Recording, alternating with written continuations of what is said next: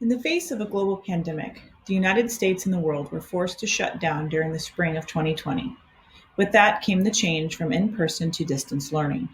Much has been and is being discussed about this sudden and complete shift of the educational systems of the world. In making this radical shift, all educational stakeholders had to adapt in a variety of ways. One important and foundational change was in their information dissemination practices. Information dissemination is the way in which information moves from a source to those who need the information. Prior to the pandemic, teachers relied on disseminating information in a variety of ways. The forced dislocation of their students and other educational stakeholders mandated that teachers make a shift in their dissemination practices. Much the way teachers and other stakeholders shared information prior to the pandemic was based on physical proximity, as was the case for most people.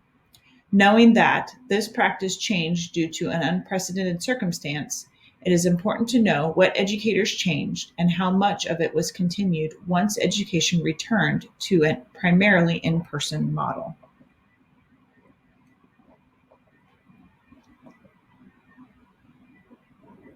While research on information dissemination during the pandemic is as of yet limited, there is much research on many aspects of the pandemic and its effects on education.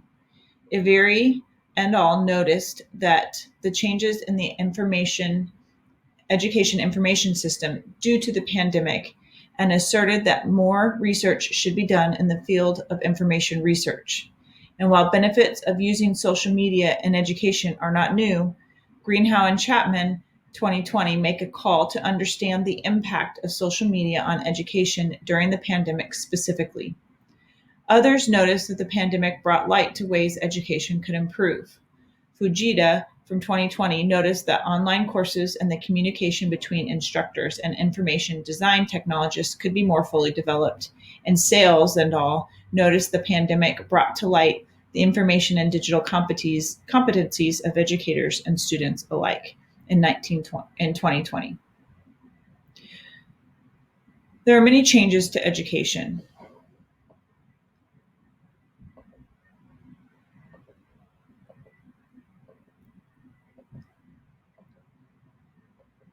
Iveri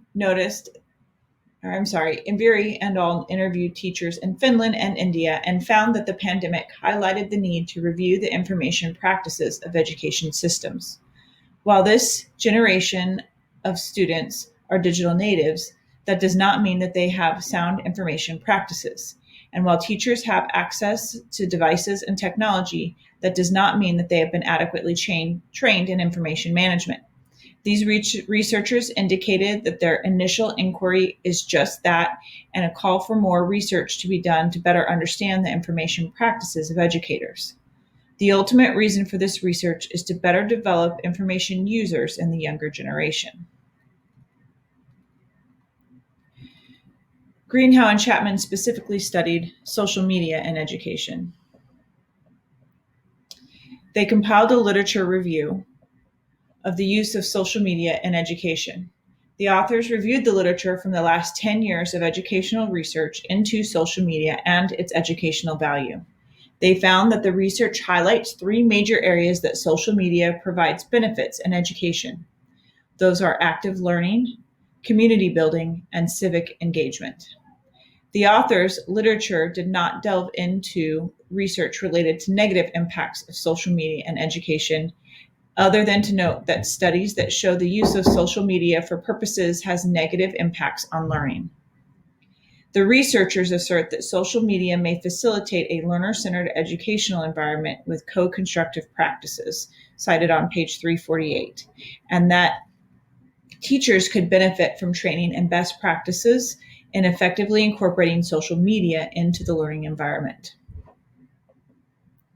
Others have noticed that there are improvements that could be made to education that were highlighted through the pandemic. One of these is the lack of digital competencies. Sales and the research team noted that while the move to digital education is possible really only due to the technologies available in today's technological environment, They found that the pandemic highlighted the incompetence of both students and educators at using available tools. By analyzing the perceptions of social studies faculty about their own students' competencies, the researchers were able to discern that the faculty did not perceive the students' digital competencies to be adequate. The researchers conducted discussion groups and interviews in 3 Spanish universities and found that students have deficits in informational and digital competencies. Faculty had difficulty in teaching informational and digital competencies. The institutions needed to take responsibility for education, students, and faculty in digital competencies. They've also found that there is no confidence in the ability to use information critically in virtual teaching, and that information and digital competencies are, quote, a key component of inclusive and sustainable societies. The researchers assert that information and digital competencies are more important than ever, and educators should push for more training and research into their use. In doing so, it is noted by Fujita that the role of designer is extremely important. Fujita discusses instructional design research and stresses how utilizing the research of both learning sciences and instructional design is relevant in this context. They then move to discussion of information science research. The author argues the use of information science, specifically data analysis tools available in most LMS, are useful for instructors to understand not only how students are accessing and utilizing materials in coursework, but also interactions with their peers and individual and group achievements, which can, quote, assist with pedagogical decision-making. Fujita 2020 also cites much of their own research to support the argument that data mining can support educator decisions. The overarching argument that is made is a simple communication of evidence-informed techniques. Online education is best in order to clearly communicate its impact. The research makes a call for research to specifically delve into the use of information sciences as a support for pedagogical choices of online educators.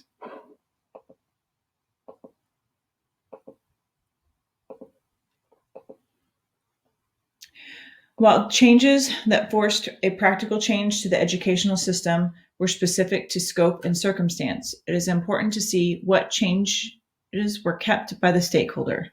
Did the pandemic cause radical, permanent change, or did the educational system just find a temporary fix and return to life as normal?